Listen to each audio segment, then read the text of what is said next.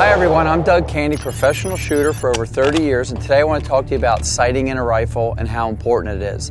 So whether you're on a big game hunt, doing any type of hunting, or competitive shooting, you have to zero your rifle. You have to know where your point of impact is going to be, whether it's at 100 yards, 50 yards, whatever your zero range you're going to establish. And then if you're going to be on a big game hunt and you think you might shoot 200 or 300 yards, you're going to want to also know the ballistics of your rifle.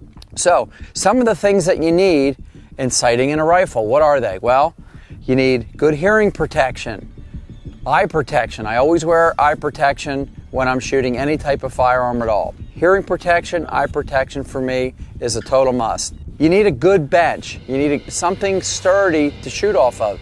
If your shooting platform is moving, you're probably not going to get a really good zero. Okay, so it doesn't have to be a concrete bench, it can be a wooden bench. Most ranges have good shooting benches, so you'll be pretty well taken care of. Solid bench and a good rear bag or front support. I typically like to use my bipod, especially on a hunting rifle or my competition rifle, because this is the application and the way I'm going to be in the field with it. You need good targets. I like to shoot, the spot see targets.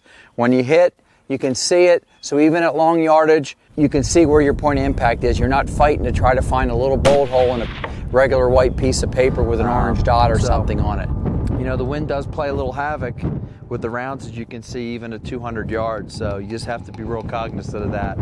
First off, once you get the scope mounted on, or even your iron sights, it's the same thing, you've got a zero. What I do with the scope, once the scope is mounted, I have everything level, and I use the real Avid scope mate to level up my reticle, things like that. They've got levels on it. Great system to set up and level your scope. And you want it level because you want it to track at long yardage to the correct vertical elevation change. So you don't want your crosshairs tilted because that's going to change your trajectory. So once you're sure your scope is tight and level, you can take a bore sighter, put it on the end of your muzzle. There's a lot of different ones, magnetic ones, laser, whatever you want to use works fine. I'm a little old school, and what I typically like to do, I just bore sight at the range. So what I do, I take the bolt out of my rifle, I make sure I'm steady, and I line my bore up.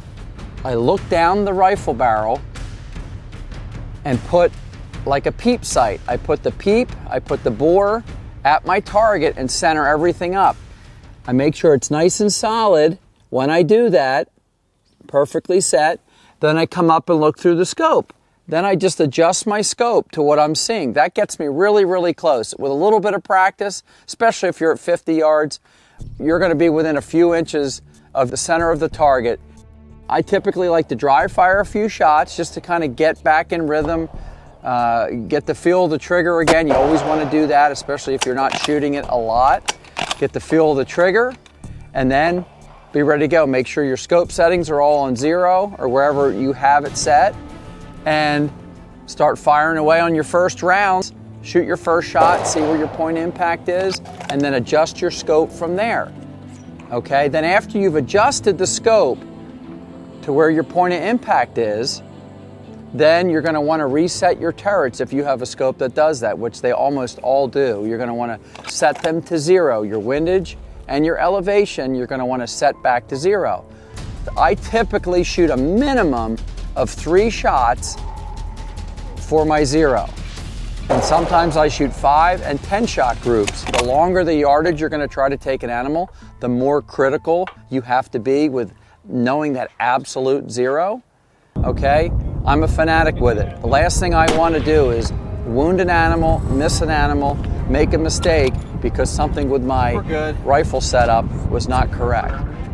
I'm Doug Koenig for Bass Pro Shops and Cabela's, and I hope to see you on the range. I always get nervous though, unless you see them drop, it's just like, oh man, and as much shooting as I do, a lot of times it just becomes instinct for me. So when I try to recall it back in my mind, what did I see, what did I actually see? Because it's just, again, when you've shot 2 million rounds in your life,